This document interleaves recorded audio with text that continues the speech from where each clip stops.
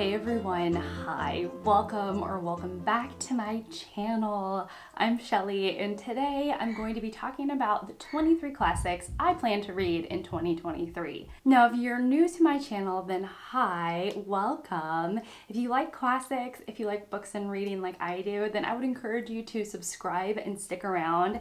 I actually did a project of this same concept, 22 classics for 2022 last year, and it was very successful. I read through the vast majority of those pre-selected classics, and it was a great way to keep my mind focused on the books that I was really interested in, at least at the beginning of 2022. Now, I am a huge fan of classics and new releases. I have my footing in both. And it's so easy to get caught up in the newest, brightest, shiniest book, which I often do. But when I set out a list before me, a goal list, if you will, something to kind of focus my attention on for 2023, it helps me gravitate, stay grounded in the literature that I like and I find very gratifying, such as classics. So I have 23 books here, and they're gonna go from very, very ancient, to quite modern. And so some of these are modern classics. We have the 1500s, we have the ancients, we have the Victorians and the Regents, and I have them in piles. We're gonna go from oldest to most modern. I have 3 books of ancient literature. The first one is The Histories by Herodotus, which I have heard is actually incredibly readable and quite funny.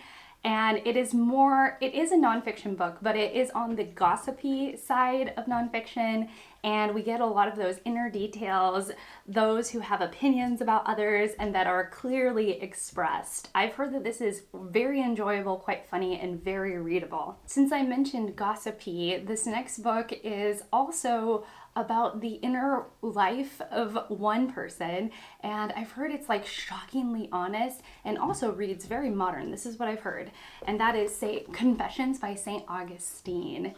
I am really excited to get to this because I have heard of just how contemporary this feels. It wouldn't be the ancients if I didn't include some drama. So we have a Roman dramatist, we have Terence, and I am planning to read his comedies. I've heard that this laid a lot of the groundwork for modern literature. It's supposed to be funny, dramatic, romantic, and it's his plays, and I'm excited for this. Moving up quite a bit, we are just like fast forwarding through time, and we are landing in the 16th century, so the 1500s, and I have 2 books here. I have Romeo and Juliet by Shakespeare. I have yet to read this, and I feel like this is a must for me. I did actually watch the film last year, and I enjoyed it, and so I'm excited to actually get into the very over-the-top dramatic warring families in which 2 lovers get caught up in the middle. And a book that I just want to know what it's all about. I want to know its influence on modern literature, and we even have a term for it, Machiavellian. I don't really know what that means because I haven't read anything by Machiavelli. So we have The Prince by Machiavelli. And so this is my time that I'm going to be staying in the 1500s. I'll be with these guys. Again, we're fast forwarding quite a bit through time, and we're going to spend some time with the Regents and the Victorians, though a little more globally. And of course, one of these lists would not be complete without a little Jane Austen. So I have Emma by Jane Austen. This is the Austen that I want to tackle. It seems like the people who love this book really, really love it. And then I've seen some people say that this is her worst novel. So I wonder where I'll land. Let's stay in England for the next 4 books. And these are definitely the Victorians that are going to take over my life. One of these books I didn't quite choose, but it was chosen for me for the Up to No Good book club, who I will leave linked down below, and I totally blame Fraser for this. He was the one that was championing this book, and I very reluctantly agreed, and that is Middlemarch by George Eliot. This behemoth of a thing, I've heard it's really good. Again, it seems quite polarizing. I'm not really sure what to say about it, except I go into this with a bit of reluctance. Then we have a slimmer work. We have two slimmer works because, you know, Middlemarch is quite the chunkster. But we have The Warden by Anthony Trollope and Cranford by Elizabeth Gaskell. I've never met Trollope on the page, and I've heard he's funny and has a very specific tone and way he speaks to the readers, which I am excited to experience. And then I met Elizabeth Gaskell on the page earlier this year with the book North and South, which was an incredible read. It was like the socialist version of Pride and Prejudice, and it was really interesting. And so what I know about Cranford is that it is vignettes of a small town, gossipy old ladies with a lot of domestic details from what I know. We're stepping away from England for a moment and traveling to Germany because we are going to be reading, or rather I am going to be reading Faust. No, yes, I am reading Faust by Goethe, which I've heard is an incredible piece of German literature. Do I know much about it? No. Is there a second part to this? Yes. Did I choose part 2 to read with part 1? No. I wanted to see how I got along with Goethe. Sometimes I'm getting confused. Is the author's name Goethe or is it Faust? I'm sure I will get it all straight in my mind after I read it. We've squarely landed in the 1900s, and I don't have like an order for these. So we're just gonna kind of haphazardly move through this century rather. And I have Nella Larsen's Passing, which I have included on a bunch of TBRs, a bunch of pile of possibilities, and I'm like, get it together, girl. You need to finally read this. It's a slim little work, and I'm excited. I've heard really good things about it. I've also heard incredible things about Ethan Frome by Edith Wharton. Gosh, that's a little bit of a tongue twister. There's Harry's collar going off. This is one that I've found that I love Edith Wharton. She's incredible. And this is one of her slimmest works, and I've heard it is as incredible as her other works. So, can't wait to get to this. I'm trying Mr. Steinbeck again, because I read The Red Pony, and it was fine. It didn't do a lot for me. So we're trying Steinbeck again, John Steinbeck. We have Of Mice and Men. It's a slim work. Do you see this? What's going on? I chose a lot of slim works because I just wasn't sure how I wanted this year to go. And so I was like, I don't want to be bogged down by my classics. I want to feel invigorated. And I think slim little works is the way to do it. So we'll see. We'll see how I get along with Mr. Steinbeck. And then I have another play. And this one is by Bernard Shaw, who won the Nobel Prize in Literature for St. Joan. I don't know much about this. I want to know what Bernard Shaw is all about, and I feel like this would really be enriching to my life.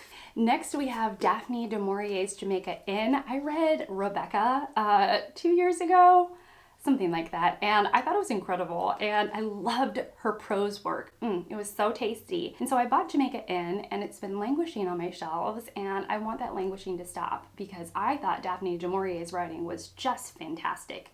So juicy, so wonderful. Last year, I read Giovanni's Room by James Baldwin and then immediately followed that up with The Fire Next Time.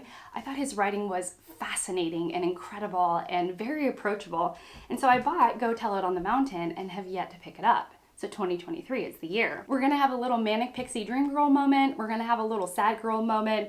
And it's gonna be with Sylvia Plath's The Bell Jar. I feel like this is a book that I should have read and I should have gotten to by now, but I haven't. And so I'm like, it's gonna happen in 2023. And then 2 more books before I get to like the very, very, very modern side of things, if I actually, categorize these out correctly.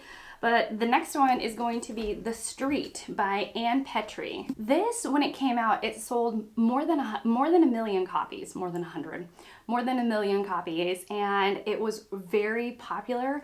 And it's one of those books that I think isn't represented or well enough in our modern day age, considering how wildly popular it was in its day. I've heard other booktubers who have read this say that it is an incredible read, and I want to experience that incredibleness. And finally, a book from an author that I read before, and I did like his work, and I was given this book and I just don't want it languishing on my shelves anymore because it was a gift and I like this author and it's a short read and it's just like, no more excuses, Shelley. And it is Death Has Lost Its Charm on Me by Ray Bradbury. I have it in this special edition with cats on the cover because I have owned cats. I've had cats as pets and friends, and I have a special spot in my heart for kitty cats. And so one of my family members had gifted this to me, and I just don't want it to sit around anymore. I want to have a connection with it that is more than just the cover. All right, 4 more books to go, and I have some poetry in here because I've really been getting into poetry. And so I had bought some Pulitzer Prize winning poets, some books from Pulitzer Prize winning poets, and I just want to dive into their work. I heard one of the poets, I'll just say who it is. It's Moy Sand and Gravel by Paul Muldoon, that his work is very experimental and that the way the poems are formed and the way that they look are very intriguing, and that the structure really helps sell the theme of the poem.